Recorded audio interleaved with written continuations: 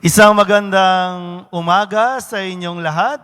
Tayo nang magkwentuhan, magtanungan at magkamustahan mula dyan po sa inyong mga tahanan at kami naman dito sa Quiapo. Ako po si Father Douglas. Ako naman si Father Danichi. Samahan niyo po kami dito po sa Quiapo.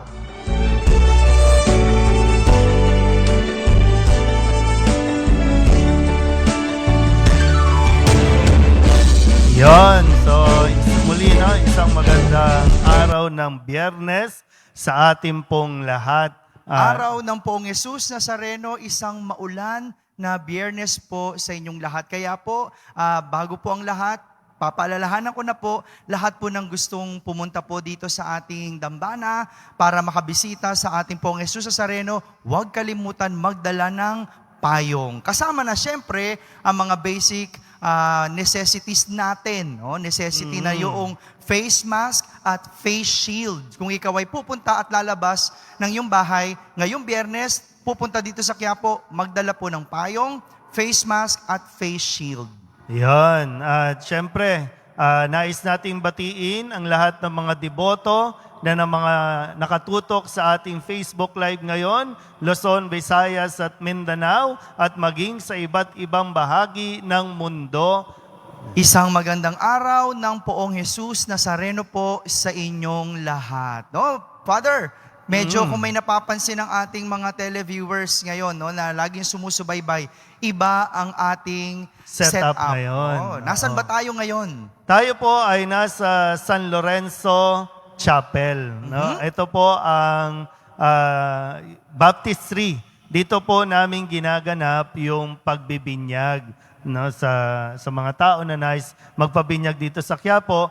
Ito po yung kapilya na yan. Dito ito po yan. ay yung nasa bandang likuran ng ating simbahan. Kaya pagpasok mo, kung ikaw ay bandang likuran ng altar, no? What I mean. No? Kasi pagpasok mo doon sa main entrance, ito agad yung bubungad sa iyo. Yan. Kung nakikita sa inyong mga screen, yan po. Yan. Yan. Diyan papasok at pagpasok dito sa loob, ito ang makikita sa loob ng ating binyagan. Yan. At kasalukuyan, syempre, katabi natin ang imahe ng Poong Jesus Nazareno dito. Ito yung replica na kung saan dapat nadadalhin natin sa Singapore. Yan ba yun? Noong April Ano ba ako? Ay, no, May 1. May No, 1, May 1, May 1. yeah. Nung April 30 to May 1 na dapat Oo. dadalhin natin tong imahe ng Poong Jesus Nazareno sa Singapore. Pero nag-iintay pa rin tayo ng update kung kailan tayo makakapunta at ready naman tayo dyan. No? So Para sa mga deboto natin sa Singapore, narito na po ang imahe na para sa inyo na mananatili na habang buhay. Yun. So, sa mga nasa Facebook Live, muli, no, welcome po dito sa San Lazaro Chapel, ang baptistry ng Quiapo. At nais din natin, syempre, i-welcome pa rin, kasama natin ngayon, ang mga nanonood sa Facebook page ni Brother Winston TV. Ganon din sa lahat ng nakasubaybay sa Facebook page ng Buhay Katoliko. Ang Halina Bayan ng Diyos, magnilay tayo. Ganon din ang Let Me Love You page. Ang Mother of the Redeemer Parish sa Ormoc. At lahat ng parokyano ng OMPH Parish, Moncada, Diocese of Tarlac. Siyempre, yung mga nakasubscribe sa Quiapo DPRM. At lahat ng nakikinig sa Radio Veritas 846. At ang San Roque Parish Baluarte sa Gapan City. Ganon din ang mga taga-Saints of Heaven. At siyempre, ang Vicariate of San Jose de Trozo. Yan, lahat po yan ay nakatutok at nakashare sa kanilang mga Facebook page or Facebook account. Kaya po kayo na nanonood o nakasubaybay to spread itong ating programa para maikalat natin sa lahat ng inyong mga kaibigan. I-share nyo rin po sa inyong mga Facebook page.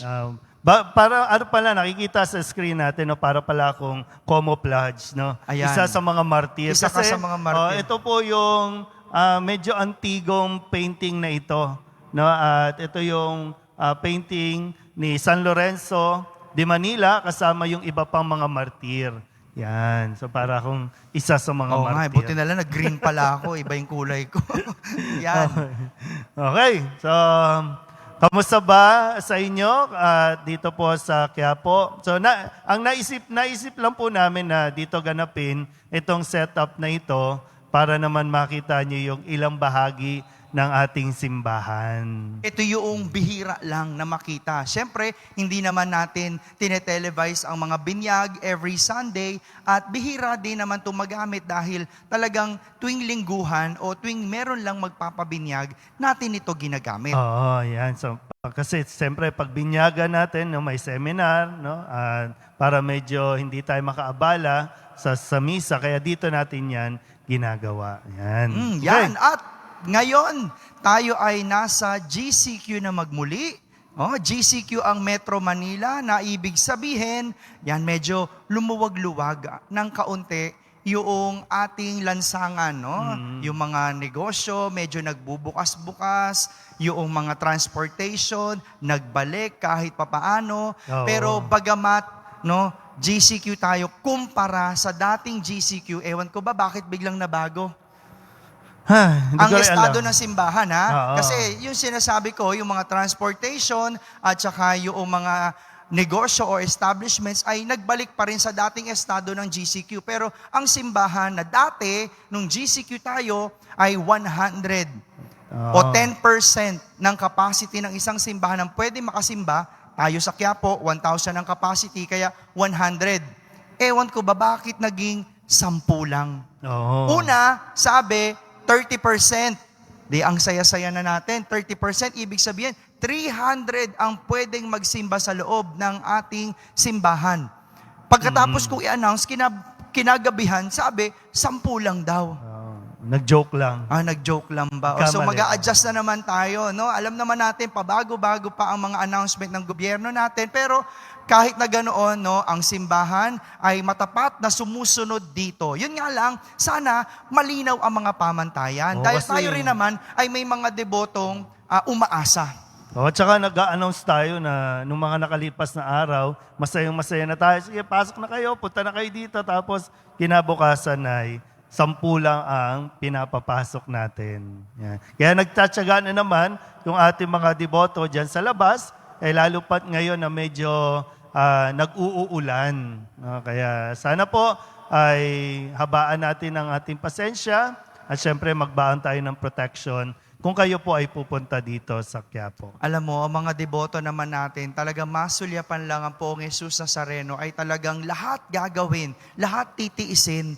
No? Pero syempre, napaka-ironic na walang laman ng ating simbahan, pero lahat sila nandun sa labas. No? Pero nakakatuwa, syempre, dahil sumusunod pa rin sila sa mga safety measures na ating pinapatupad, no? Meron tayong social distancing marks doon sa Plaza Miranda at dito sa gilid, yung Plaza San Juan, kung Ayan. saan nandun sila nagtsatsagang tumayo para Oo. umattend ng misa at nandun sila nagtsatsagang tumayo para lang makapagsimba o makapagdasal at makasulyap sa ating Poong Jesus Nazareno. Oh, syempre makikita din naman natin yung mga deboto natin na disiplinado talaga. Pumipila at matyagang naghihintay na sila po ay makapasok sa loob ng simbahan. So, New normal na rin talaga New normal. naman, no, Father, no? Bagong-bago na kahit yung mga deboto natin, iba na rin kumilos, iba na rin kung pumunta sila dito dahil siyempre ay nagbago rin naman ang mukha ng ating kapaligiran, no? Mhm. Bago, ibig sabihin kasi hindi na pwede yung siksikan at aware na rin naman sila. Nakakatuwa na hindi dapat nagsisiksikan at nagdidikit-dikit. yan. Okay. So, ilan pang mga kwento at kaganapan sa nakalipas na linggo? Sa ano ba ang ating ginawa? Siyempre, given yung araw-araw ay marami pong pumupunta dito sa simbahan para at least kahit papaano makakuha ng ayuda, yung ating mga relief goods. Siyempre, tuloy-tuloy pa rin po dito yung ating mga soup kitchen na medyo dumadami. Yung mga nagre-request na madalhan ng lugaw, champorado, lomi, no, kung ano pa yung pwede natin na maluto at maipakain natin sa iba't ibang barangay dito sa paligid ng Quiapo. At syempre, yung tuloy-tuloy din na pagsuporta natin kahit papano sa mga kapatid natin na nakakulong sa mga presinto dito sa paligid ng Quiapo. Nagkaroon tayo ng first round din ng pamamahagi o pagtulong sa ating mga jeepney drivers, ilang jeepney drivers na hindi nakapasada pero magkakaroon pa tayo ng pangalawa dahil alam naman natin na patuloy pa rin ang kanilang pag-iintay na makapagpasada. Pansamantala, ang may bibigay at may tutulong natin ay hopefully makapantawid man lang kahit papaano sa kanilang mga buhay, pang-araw-araw na gastusin. At ngayong linggo din ito, syempre, ina-acknowledge namin lahat po ng mga nagbigay ng tulong, yung mga nagpadala ng gulay, nagbigay ng mga tinapay, nagpadala din ng mga itlog, no? At yan naman ay talagang dinidistribute natin sa Ospital ng Maynila, Ospital ng Santa Ana, Ospital ng Tondo, PGH, yan. So walang katapusang pagtutulungan pa rin ang ating ginagawa. Kaya naman noong Martes, yan, tayo ay dumayo sa Binyan, Laguna para magpahatid ng kakaunting nakayanan ng ating simbahan at ng ating mga parokyano. Itong tulong na ito ay pinadala natin sa isang grupo, no, religious group na kung saan sila yung nag-aabot ng mga tulong o nag-a-apostolate sa mga kababayan nating katutubo sa iba't ibang lugar, gaya ng mga mangyan sa Mindoro at gaya ng iba pa nating kababayan sa Mindanao kung saan ngayon magpapasukan na. Although na-move ang pasukan, naghahanda na sila sa kung paano nila maipapadala ang mga materials, educational materials, lalo ngayon sa probinsya naman talaga o sa mga liblib na lugar ay hindi naman uubra ang online. Pero hindi pa rin naman sila magbubukas ng kanilang eskwelahan. Kaya ang kanilang gagawin ay modular. Ibig sabihin, dadalhin ng mga guro sa mga bahay-bahay yung mga lessons na ipiprint nila at bibigyan ng lahat ng mga bata at ang mga magulang ang magsusupervise sa kanilang mga anak para sa buong linggo na aralin. At para magawa yun, syempre, kakulangan talaga ng mga public schools ngayon ang printer at mga papel. Kaya yung ating nabigay na tulong na worth 100,000 pesos ay makakarating doon sa mga piniling mga eskwelahan at lalo na sa ating mga katutubong mangyan. Ito po ay mangyayari sa pamamagitan ng grupo ng St. Mary of Makinlop. Yan, kaya maraming salamat po dahil sa tulong ng Quiapo, ipapasa din natin yung tulong na ito na kung saan sila ang magpapasa sa mga kababayan nating nangangailangan. Yan. So, yan po ang, kumbaga, mga kaganapan at mga ginagawa po dito po sa Quiapo. Okay. So, kayo naman. So, para sa biyernes na ito, ikatlong biyernes na ito ng buwan ng Agosto. Ikatlong biyernes ng buwan. Okay. So, para sa ating pagkikwentuhan at pagbabahaginan, yung tanong po natin na inyo pong sasagutin ay, ano ba ang ugali ang nabago o binago sa iyo ng pandemyang ito? Yung mga ugali na nabago o binago sa iyo ng pandemyang ito. O magkwento ka naman at hintay namin ang iyong pagbabahagi. I-type mo lang ang iyong lugar kung saan ka nandoon para ma-recognize naman namin kung hanggang saan ang naaabot ng ating programa at hanggang saan may deboto ng Poong Jesus Nazareno. Pero siyempre, habang nihintay natin ang inyong mga comment, may mga nag-comment na shout out daw po doon sa staff natin na gumawa ng ating poster. Pangalawang beses na ito na marami medyo naaliw sa Naaaliw mga sila itsura doon sa natin na para tayong mga bata. Oo, yung mga parang caricature. Thank you. Thank you kay Siljen. Yan, Okay, siya ang Siljen. ating Social Communications Coordinator. Yan. Siyempre, iba pa natin mga staff na sa IT, na si Tony, si Philip, si Gab, at si Norman. Yan, sila yung mga katulong natin para makapag-broadcast tayo ng ating mga misa at lahat ng mga liturgical activities dito sa loob ng ating simbahan. Simula pa nung umpisa, talaga nandiyan dyan. Oo. Di tayo iniwan. Di Di tayo katulad iniwan. ni ano. Nino, sino yan? Basta alam nyo na. Hindi, na umuwi. kailangan lang niya magpahinga. Okay. Okay. So, sige. Mayroon ng ibang mga nag-comment doon sa tanong natin kasi nakapaskil na nakapost na yung ating tanong kahapon pa. So may mga ilan na nagpahatid ng kanilang mga sagot. Yan. Sabi ni Edna Lagrimas, sabi niya, the grace of patience, tolerance, endurance, and perseverance. The grace to control my emotion and temper. Siyempre, mahalaga yun, kasi talagang marami nagiinit ang ulo, kaya kailangan medyo yung temper natin talagang makontrol. Sabi niya, the grace to listen and to be silence, humility and humbleness. Like before, God the center of my life. To ask forgiveness to the person that I hurt and forgive the person who hurt me. Thank you, Poong Jesus Nazareno, the gift of the Holy Spirit, who guide to be a better person. Thank you, Father, for your beautiful homily. My sister and I always in a hurry that we will not miss the afternoon masses. And it's still in our heart and mind. It reminds us that we are applying in our daily life. Please stay safe, take care. God bless you and your family. So, isang maganda dito na banggit niya yung nakokontrol yung kanyang emotion, especially yung kanyang temper. Diba? Alam mo, sa panahon ngayon, marami rin naman makaka-relate dyan. Dahil, bakit ba kailangan kontrolin yung ating galit? No? Alam mo, 5 buwan na ba? 5 buwan na tayong nasa kanya-kanya mga tahanan, no? At medyo naka-quarantine pa rin. Kaya, dito, nagkikitaan o naglalabasan ang mga tunay nating mga ugali. Lalo na yung mga hindi sanay na magstay sa kanilang mga bahay. Oo nga, na magkakapamilya, pero yung magstay ng mahabang panahon, 24 hours, 7 days a week, no?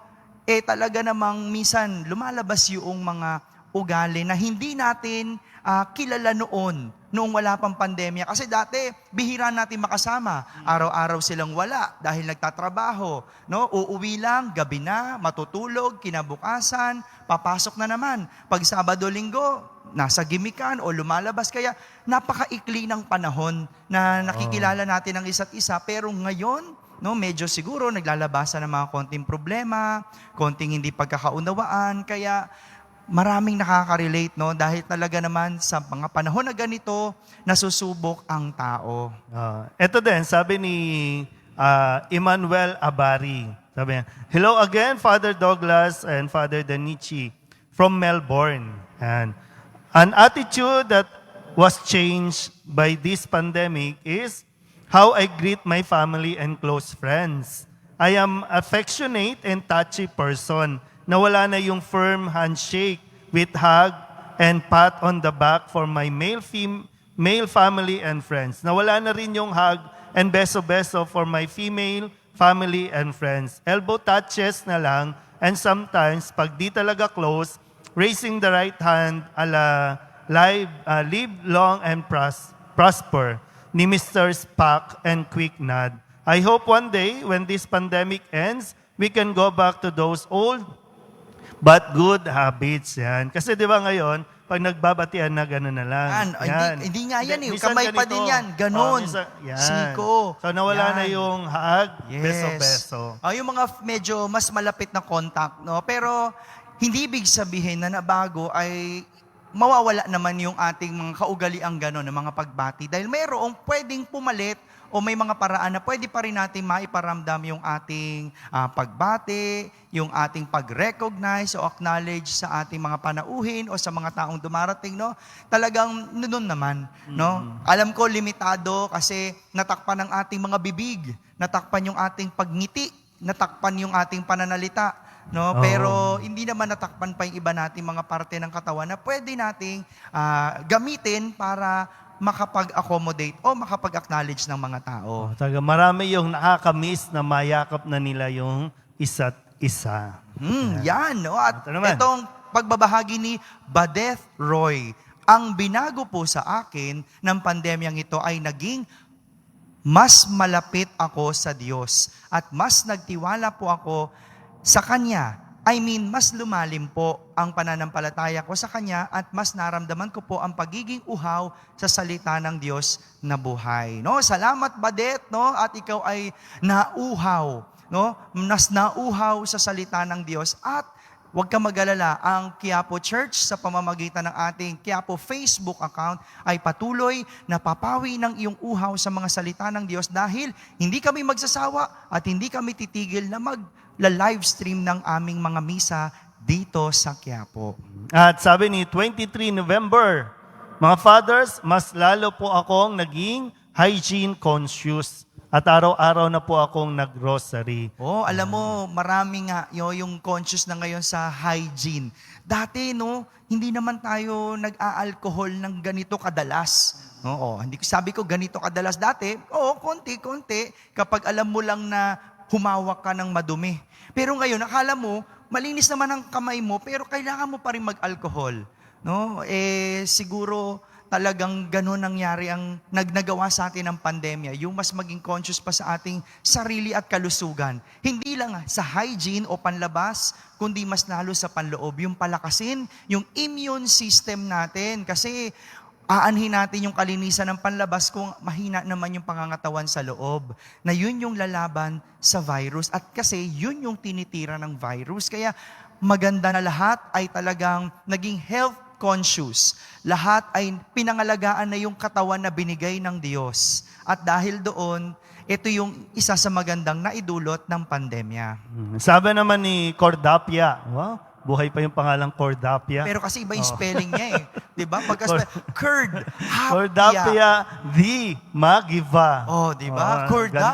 Cordapia di Magiva. Sabi niya, natutunan ko po, Father, na yung mga sinayang kong pagkain, bagay at pagkakataon, ngayon po, naisip na mas pahalagahan pala dapat matutong mag-ipon at wag nang magwaldas nang walang katuturan. Yan, si Annalisa ng Makati, South Sembo. Yan, at ang sharing naman ni Maria Lilibet Manuel. Sabi niya, magandang umaga po, Father Douglas at Father Danichi.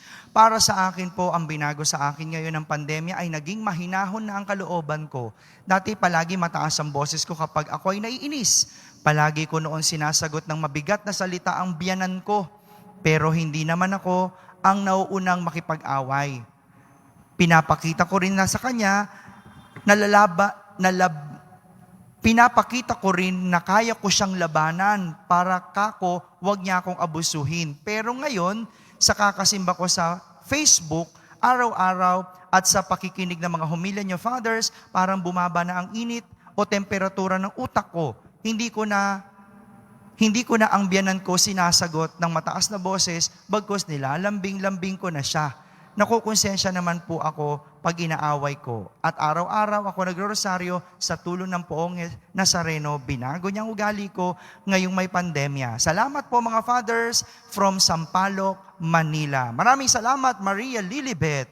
No, Yan. talagang alam mo, pag nagsisimba ka, mababago ka. No? Hindi pwedeng walang nababago sa iyo. And I'm very, very sure na ang tulong ng misa sa lahat ay yung mabagong sarili at ma-realize yung ating mga maling nagawa para baguhin ito sa ating buhay. Yan. Okay. Sabi naman ni Arlene Beth Lorca Lever,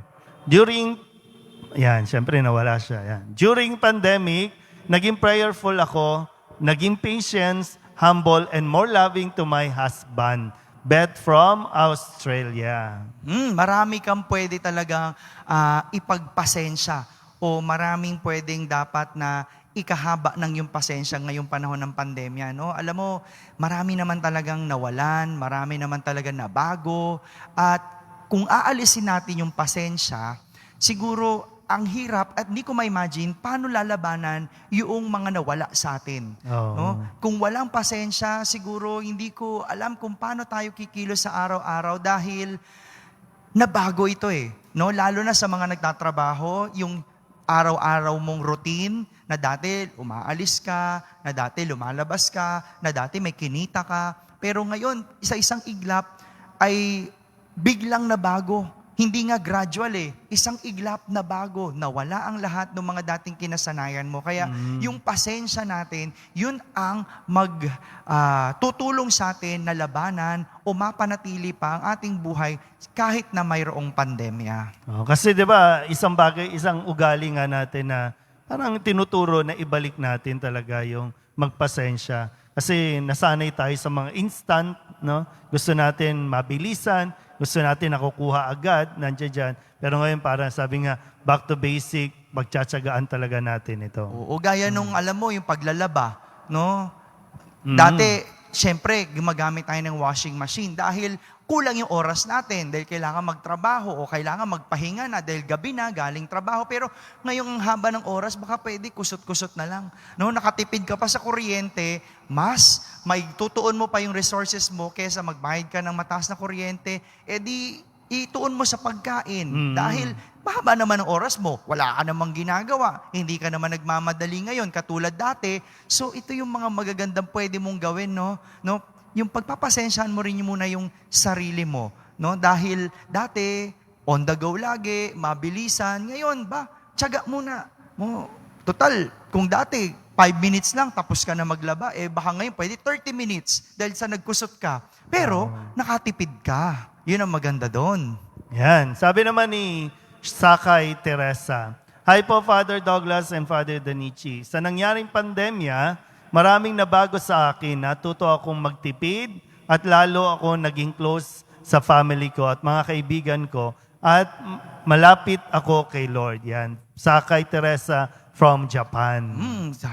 Maraming salamat, Sakay. Ito naman si Rebecca Fulion. Ang sabi niya, magandang umaga po, Father Danichi at Father Douglas. Ang nabago po sa ugali ko dati na ugali na laging mainipin at maikli lang ang pasensya. Ngayon po, natutunan ko ng mapahaba ang pasensya ko dahil sa situation at unti-unti ko nang natutunan ang huwag mainip at mainis. Kasi kapag naiinip at naiinis ka, nakaka-stress, nakakasira ng beauty. Kaya minsan, pag nakaramdam ng inis, nagdadasal na lang ako para ang Panginoon na ang bahala sa lahat. Yan, maraming salamat sa iyo, Rebecca, sa pagiging mapagpasensya mo na ngayon, no? At hindi na maging mainipin, no? Pero talaga, no? Sa ngayon, pag wala ka talagang iniisip na gawin, parang ang hirap mong iraos yung buong araw, no? Lalo na kung hindi ka sanay na walang ginagawa, no?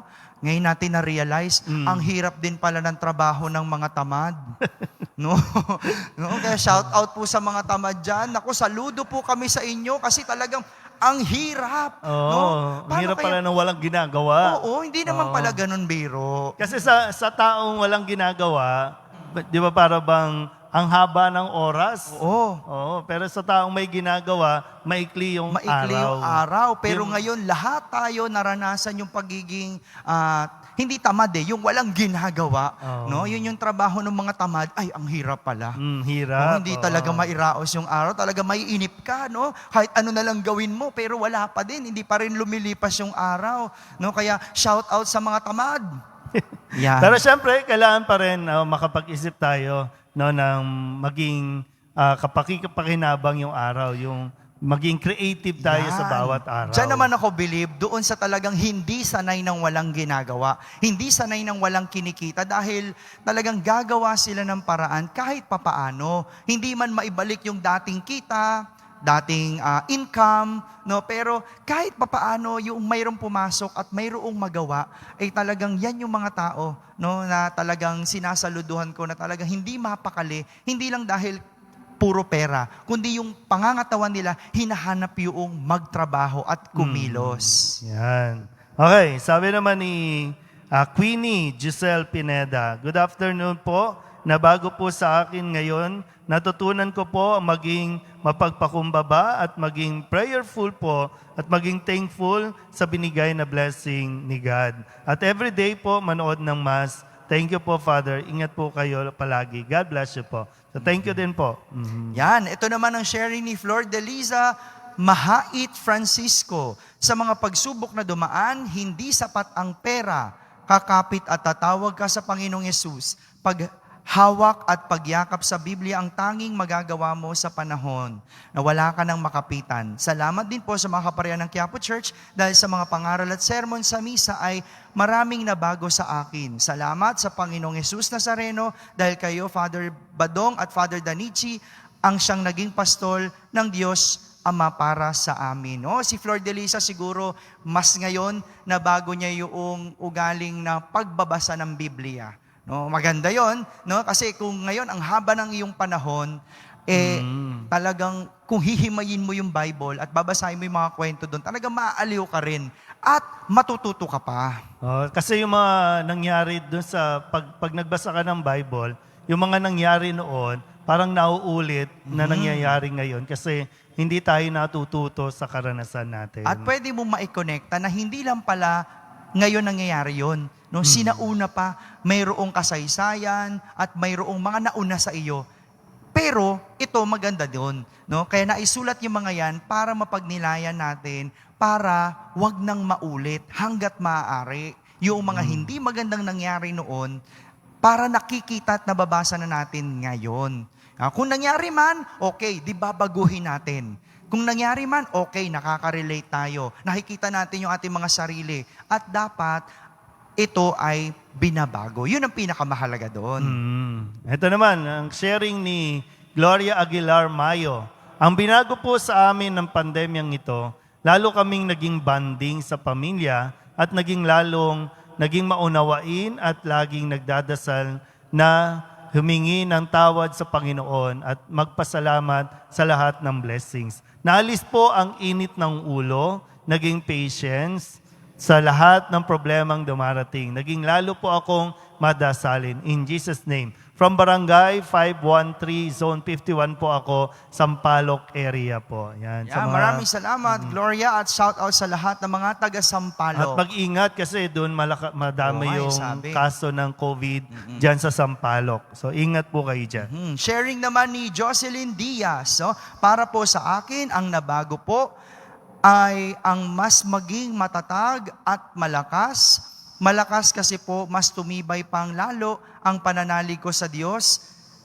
May pagsubok po na dumaan sa amin ng asawa ko sa pandemic na ito. Isinuko ko ng lahat sa Diyos ang buhay namin, ang mga sarili namin ng asawa ko. At nakita ko sa asawa ko ang pagmamahal at pag-aalaga niya sa akin. Di siya natakot at di niya ako pinabayaan. Doon ko mas higit na nakita ang pagmamahal ng Diyos sa amin na di niya kami pinababayaan. At ang pagmamahal ng aming mga anak. Kaya nagpapasalamat po ako sa mahal na pong Jesus Nazareno at sa mahal na Birhen.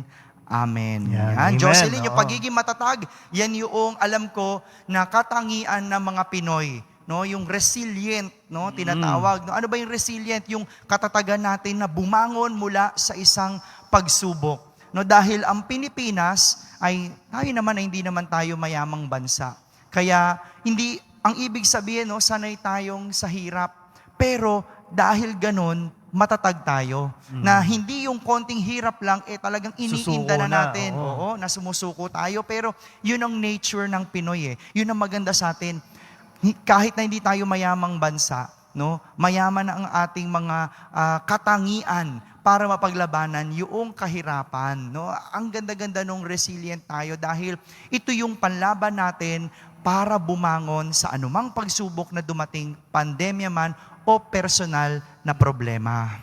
Yan. Sabi ni Sinaida Bautista, hello mga pads, before hindi ako madasal ng rosary kasi nakakahiyang aminin kasi hindi ko memorize yung mystery. Now, may live stream na ng rosary every day, nakakapag-rosary na po ako every night. Yan. Diba? Bukod dito sa kay Rosea Roldan, na sabi niya, dati hindi siya nagbabasa ng Biblia, ngayon natuto na siyang magbasa ng Biblia. So, maraming pagkakataon tayo ngayon no, na talagang matuto, na magdasal, magbasa ng Biblia, maging ng katekism para naiintindihan natin yung turo ng simbahan. Lalo pa ngayon, minsan marami tayong naririnig na issue tungkol sa yung separation of state and church. Tapos pag hindi natin naiintindihan yung mga katuruan ng simbahan, talagang mapapaglaban natin yung dalawang sinasabi na hindi naman dapat kasi magkatuwang ang simbahan at ang gobyerno. At sa tulong yan, syempre, ng Biblia na itinuturo sa atin. Yan. Alam mo, malaki talaga na itulong ng social media. No? Alam natin na sino ba taong walang cellphone? Wala, lahat Parang meron. halos wala, lahat meron. Kahit halos. oo. No, siguro 99% or 1% lang ng buong populasyon ang wala, no? Kasi ba't ko nasabi yun? Kasi kahit naman yung mga nandyan sa lansangan natin, makikita mo talaga may mga cellphone. At maganda na yun, no? Dahil lagi silang tutok, lagi yun ang hawak nila sa panahon ngayon na wala naman talaga mapagkaabalahan kundi ang tumutok na lang sa social media, ay maganda na nandoon tayo. Nandoon at available ang ating pananampalataya para mas maging available para sa kanila. No? Wala na kayang dahilan para tamarin na magsimba, tamarin na magdasal, hindi ko kabisado, hindi ko alam. Ito kasi yung cellphone ay naging handy. At dahil na rin yun, syempre, sa lahat ng naging hamon sa simbahan, na mas maging virtual ang interaction ng ating mga panalangin sa pamamagitan ng social media. Kaya ito yung nakikita kong maganda dahil talaga naipaabot at mas naipaunawa natin sa kanila dahil ginamit natin ang isang bagay na mas malapit sa kanila. Alam naman natin, no? Buti pa ang cellphone hinahanap pag nawawala. Yung anak, no, kahit na maghapong wala, no, hindi naman hinahanap, no? Ang cellphone pag nabagsak, hinahalikan, pinupunasan. Ang anak pag nadapa, no, kinukurot pa, no, kasi Kasalanan mo. ang likot-likot mo. Ganyan. Para bang mas mahalaga pa yung gadget Oo. kesa dun sa kapakanan ng bata. Oo, Yan. kaya talagang, yan yung mga naitulong sa atin ng social media at ng mga makabagong teknolohiya. Yan. Okay.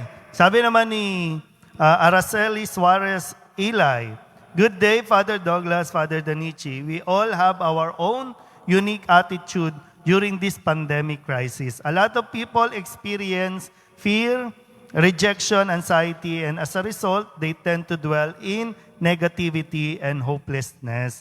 I, for one, do not take life for granted. It has created unprecedented changes in my daily life. I go to Mass daily as much as possible. I learned to rekindle my relationship with family and old friends. We forgive people who have wronged us. Each of us can find the courage to do God's will if we trust in Him and believe in His love for us. For now, we must do our utmost to stay healthy. Thank you and God bless. From Baytown, Texas. Alam mo, totoo yan. Yung maging negative ka o pessimist ka sa panahon ngayon ay hindi mo naman sinasadya, no? Pero minsan pumapasok o dumarating sa iyo yung mga araw na ganoon, pero hindi mo maiwasan Bakit? Kasi lahat ng nakikita mo ay depressing. Mapanood mo, depressing, sa social media, maraming gulo sa gobyerno at iba't ibang mga bansa, no? Kahit hindi naman dito sa Pilipinas, kahit naman sa gobyerno ng ibang bansa ay talagang medyo magulo din. Kaya hindi natin maiwasan yung maging malungkot, maging negative or maging pessimist, pero dapat ito pinaglalabanan. Kasi pag hindi natin paglabanan yung pagiging negative natin o nega natin, yan ang magpapababa ng ating resistensya. No? Kaya ako ginagawa ko, tumatakbo na lang ako para makalimutan ko yon. No? Minsan ayoko ring manood ng news, no? Para mabawasan yung negativity. Pero minsan hindi naman maiwasan na hindi. Paano ka maging updated? Paano natin malaman yung mga pinapatupad ngayon at mga bagong mga panukala ng gobyerno? Kaya kailangan mo lang talagang umisip o maging creative kung paano mapaglabanan yung mga negative na dumarating na hindi mo naman sinasadya at hindi nangyayari sa iyo noon. Oo. Maraming nagko-contribute para maging negative yung ating mindset. Kaya mas kailangan natin ng mga taong positive. Yan. Hanggat maaari, kung ikaw ay positive ngayong araw na ito, no, you reinforce it, no? Tulungan mo yung mga taong medyo nalulungkot, nadidepress, no? Ikaw yung maging source of that. Dahil alam ko, darating naman yung panahon na ikaw naman na malulungkot para yung natulungan mo ay matutulungan ka rin at mapalakas ka, mapalakas ang loob mo at maging positive ka ulit, mabalik ka sa tama at dating direksyon. Lalo na kung yung mga nagpa-positive sa COVID, Oo. no, na ang tendency maging negative yung kanilang pag-iisip. So kung positive ka na, dapat labanan mo ito nang mas maging positibo ka sa buhay na kakayanin labanan ang virus. Kayang-kaya naman yan. Oo. Kaya kailangan, kumbaga, magpalakas ng katawan at yung mga pag-iisip, huwag na mag-isip ng mga pangit, no? Na mga kung ano-ano na hindi makakatulong para mas lumakas ang iyong resistensya. Stay positive tayo. Kung mayroon kang mga kaibigan na nag-positive, no, kailangan, no, mas siguro dalasan mo yung pangangamusta, mas dalasan mo yung pakikipag-usap sa kanila hanggat maaari. Kasi yung mga may sakit ngayon ay very depressing kasi hindi mo naman talaga alam kung anong pwedeng mangyari sa'yo. Lalo ngayon na hindi pa talaga buo o konkreto yung mga gamot. No, mayroon mga pang-supply para mapanatili pero hindi pa talaga ito yung konkretong gamot para mapaglabanan yung virus. Although nandyan ang ating mga frontliners na ginagawa ang lahat ng makakaya natin. Pero tayo, kahit na hindi tayo medical frontliners, yung ating pakikipag-usap, yung ating pakikipag-reach out sa kanila, yung ating relasyon, ang maaaring makatulong para mapaglabanan nila yung kanilang depression at kinaharap na sakit. At syempre, isa sa mga katulong ay itong mga ito. Yan. Ano ba masasabi mo dyan? Yan, oo. Kasi sila yung mga naghirap. No? Kumbaga, kung may pinagdaraanan tayong hirap, yung mga martir natin na mga martir na ina-acknowledge ng simbahan, talagang magbibigay sa iyo ng lakas para lumaban at mabuhay pa kasi meron ka pang misyon. Yan. Yan, o tinan mo yung mga martir, parang ang kamukha mo sila, Dubs. Oo, magkakamukha pa. kamukha mo Lahi ito. pala akong Sino ba ito? Mga Chinese. Ayan. Ayan, Di mga okay. Japanese. Di ba saan ba na-murder si ano?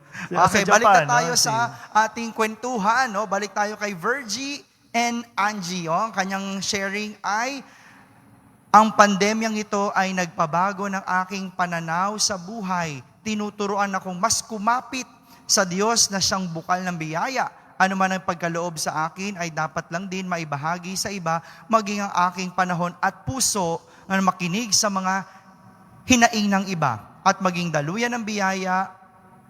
Ang maging daluyan ng biyaya ay sadyang isang pagkakataon na mapanghawakan ko na ang bawat isa ay may misyon, magbahagi sa kapwa, maging time, treasure, and words of encouragement to strengthen their faith, hope, and love for God who is our refuge and strength. Oh, No? kaya nga yung ano natin, di ba, no, yung objective natin kung bakit tayo nagkaroon ng ganitong programa dito po sa Quiapo ay para na makadagdag tayo ng positivity sa mga tao o sa mga manonood sa atin online. Kasi sabi nga, nabanggit mo kanina, no, madaming negative tayong naririnig, maraming kaguluhan, kalituhan na maging sa balita, no, para bang nilalaro lang tayo. So hopefully, itong programa ng Dito po sa Quiapo, makatulong magdagdag na maging positibo tayo sa pagharap nitong pandemyang ito.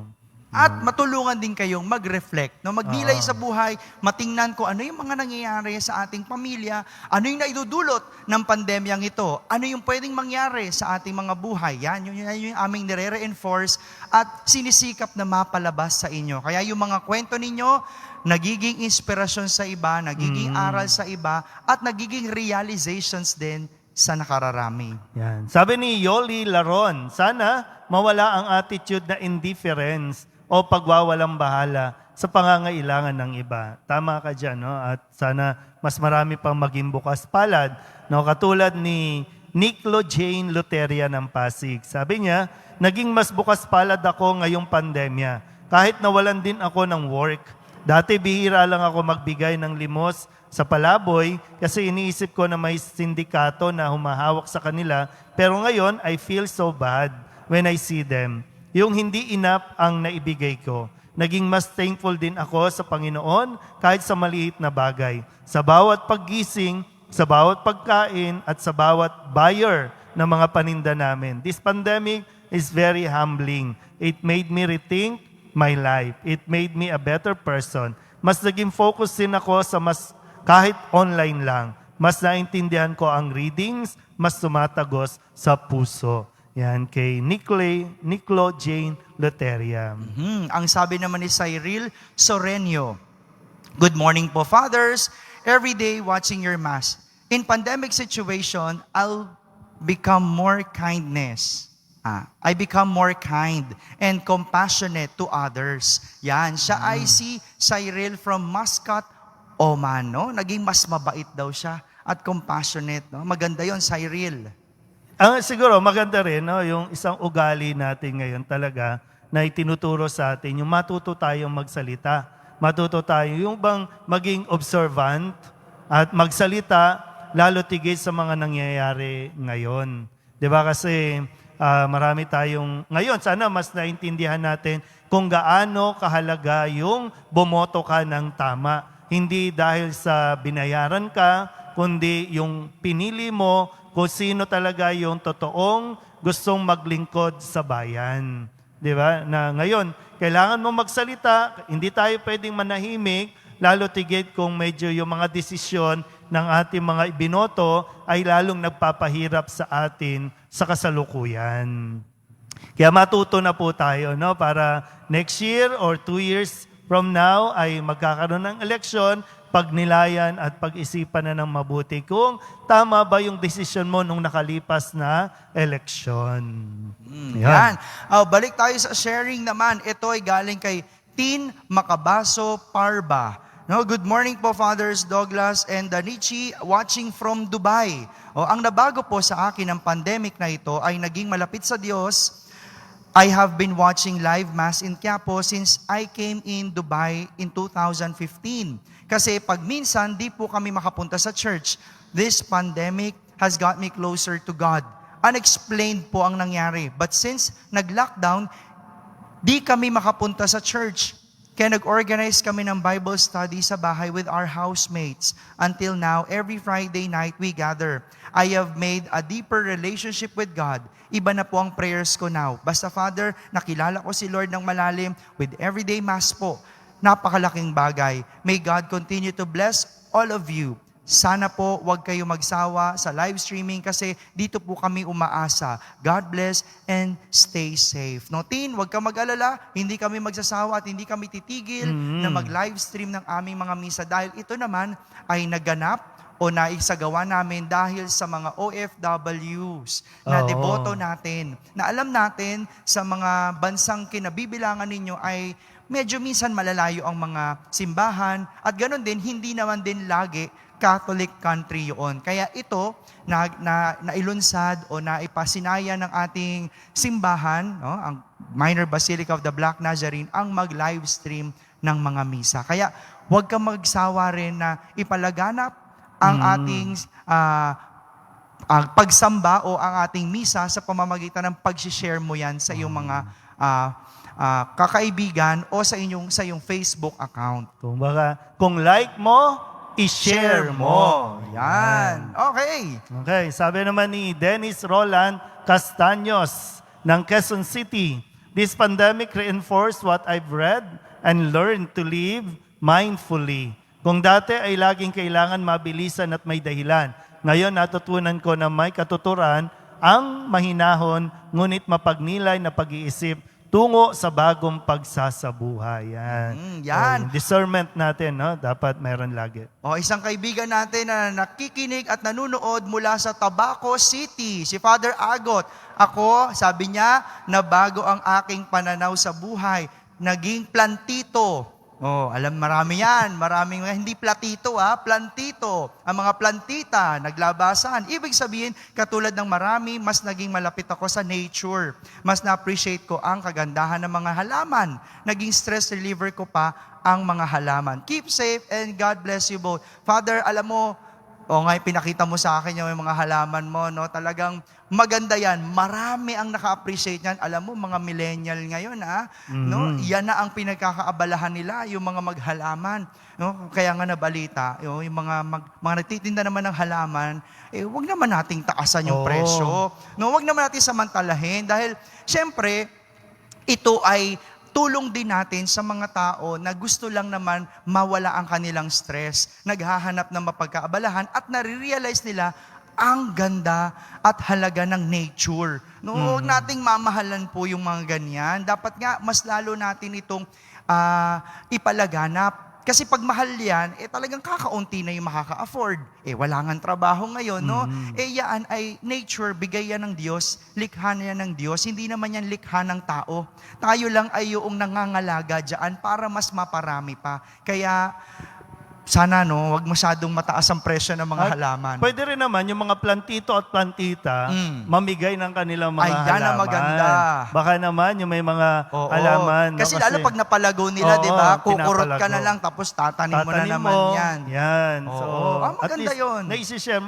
Maganda kasi yung ma-feel natin ulit yung nature. Kahit sa loob ng kwarto, makita mo na mayroong mga halaman. Nakakatulong yon sa hangin na nasisirculate sa kwarto mo. So makakatulong yan sa ating kalusugan. At speaking of nature, pagyayabang ko lang ng kaunti na naman ng ating altar. Pwede mo bang i-focus? Tignan mo naman ang altar natin. Yan ay mula sa Royal Creation ni Richie Canlas. Pag nakita mong altar natin, kakaiba. Dahil talagang level up, di ba? Nature. Ang ganda. Kagabi, ito naman si Father Douglas at si Monsi na naman pinagdidiskitahan nila talaga yung natutumbang mga may natumba na naman na banga. Tingnan mo maigi. Art yan, Si Ronald daw kanina, madaling araw, napatakbo. Sabi, nako, itayo nyo yung mga mga banga daw doon sa altar dahil natumba daw. Sabi ko, tingnan mo nga, natapon kunyari yung bulaklak, I-zoom ng konti. I-zoom natin ng konti. Napakaganda, Talagang simple makita. lang yung ating mga bulaklak pero nadadaan at nagagawa yan dahil sa ayos at pag-iisip ng team ni Richie Canlas ng Royal Creation. Maraming salamat, Richie. Pero gusto din natin ipaunawa, syempre, baka sabihin, Father, ang garbo-garbo naman. Pero hindi, kasi talagang yung creativity nung nag-aayos ng altar natin, sa murang halaga ng bulaklak, napapaganda. At syempre, gusto natin ialay at magbigay tayo ng talagang the best o maganda para sa Nazareno. Kasi lahat naman yan talaga, sabi nga, ay bunga ng pagpapasalamat natin sa mga biyaya na binibigay ng Poong Nazareno sa atin. At sa maliit na paraang ito ng paglalagay ng bulaklak, ay pinaparating natin yung pasasalamat naman ng mga tao sa Poong Nazareno. Talent yan, Yan yung talent na ibinibigay naman nila Richie. Kasi alam mo, ba't di tayo naglalagay ng mga mamahaling bulaklak? Siyempre, yung resources natin, mas tinutulong natin sa ating kapwa. Kaya, hindi yan napakamahal. Kung maalala lang ni Richie, pero yung talent at yung pag-iisip nila na binubuhos nila araw-araw para makapag-create ng mga ganyang mga arrangement ay kanilang alay sa Poong Jesus Nazareno. No? Oo. Nakakatuwa yung grupo na yan kasi alam mo habang nag-aano sila, ayos, nagkakantahan sila, they offer it talaga na para maging kanilang pag-aalay sa Poong Jesus Nazareno para maging kaaya-aya sa lahat ng ating mga deboto. Kaya Richie, ang iyong royal creation ay sadya naman talaga napakaganda at malaking hatak para sa ating pananampalataya na mas mapalapit pa sa Poong Jesus Nazareno dahil sa ganda ng iyong pinapakita. At saka malaking privilege sa kanila yung maayusan nila ang Nazareno. Hindi lang basta maayusan, pero mo, makaakyat ka mismo, makalapit ka dun sa pinaka-original na imahe ng Quiapo. Talagang yun ay walang kapalit na kumbaga, kumpara dun sa binabayad sa kanila, hindi yun matutumbasan na makalapit ka talaga sa Poong Nazareno. Mas Ngayon, dedication yung talaga nilang binubuhos dyan. Kaya kung meron kayong mga project, iano ko na rin syempre, yan naman ay parte rin naman ng kabuhayan nila. No? Kung mayroon kayong gustong event, no, hindi galakihan ang inyong budget, no, alam mo si Richie, madaling kausap. No? I-message nyo lang kami dito, bibigay ko yung number ni Richie. Madaling kausap, pero quality pa rin naman ang maibibigay sa inyong mga arrangement. Dahil na rin sa talento nila. Yan. Maraming salamat. Royal Creation by Richie Canlas. Siyempre, salamat din sa mga nagpapadala na sinasabi. Siyempre, yung intensyon ay para sa bulaklak ng Nazareno. Kaya, salamat po sa inyo. Yan. Okay. Maraming salamat. Napakabilis ng ating oras. At nasa huling parte na tayo ng ating programa, Father. Kaya Pero bago ko to basahin, baka lang naisip ko lang, baka yung ating mga viewers, meron kayong gustong pag-usapan natin, no, gusto nyo na topic sa susunod, pwede nyo i-comment, no, ipadala ano yung gusto nyong pag-usapan natin. Baka mamaya medyo natuturete na kayo, puro tayo pandemya. So pwede naman natin pag-usapan yung ibang aspeto ng buhay natin. yan, maganda yan. Para baka meron kayong gustong something light o gusto nyo ibang klaseng pag-usapan natin na hindi nyo nagagawang pag-usapan kasama ng mga pare. No? Baka kakaiba naman, magawa natin yan. Kaya pwede nyo pong ilagay sa mga comment sections at babasahin namin po isa-isa yan. Be creative tayo sa mga topic. Tingnan Basta natin. itong programa na to ay para sa inyo, para mas mapagaang ang buhay araw-araw. Lalo na tuwing Biyernes. Kaya kung sabi i-comment nyo lang, isend nyo sa amin yung mga suggestions, recommendations na topic na gusto nyong pag-usapan natin sa mga susunod na Biyernes. Yan. Okay, Father. Sige na, ngayon ibigay mo na sa kanila ang mabuting balita para sa araw na ito. Ang ating mabuting balita ay hinango sa Ebanghelyo ni San Mateo. Noong panahong iyon, nagtipon-tipon ang mga Pariseo nang mabalitaan nilang napatahimik ni Jesus ang mga Seduseo. At isa sa kanila, isang dalubhasa sa kautusan ang nagtanong kay Jesus upang subukin ito. Guro, alin po ang pinakamahalagang utos sa kautusan? Sumagot si Jesus, ibigin mo ang Panginoon mong Diyos ng buong puso, ng buong kaluluwa, at ng buong pag-iisip. Ito ang pinakamahalagang utos. Ito naman ang pangalawa. Ibigin mo ang iyong kapwa gaya ng iyong sarili. Sa dalawang utos sa ito nakasalalay ang buong kautusan ni Moises at ang turo ng mga propeta. Ang mabuting balita ng Panginoon.